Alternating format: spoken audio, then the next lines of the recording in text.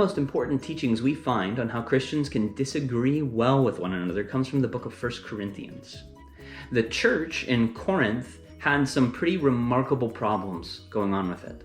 In 1 Corinthians 5, we read about how there was a member of the church who was trapped in some gross sexually immoral sin, and the church was allowing him to continue in it and was boasting about it.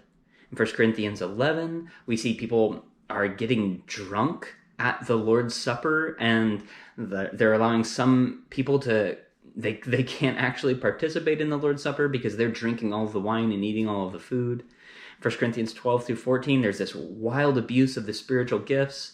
1 Corinthians 7, there's a confusing teaching about sex and sexuality. There's just this church, by all means, is very troubled and has many problems. But what's instructive for us is that the first problem that Paul deals with in chapter 1 is the problem of unity. The church is dividing in Corinth over who their favorite teachers are. And so out of all of the problems that the Corinthian church has, the first thing that Paul wants to deal with is the division in the church. The church is divided. This is instructive for us. It shows us how important unity is among Christians.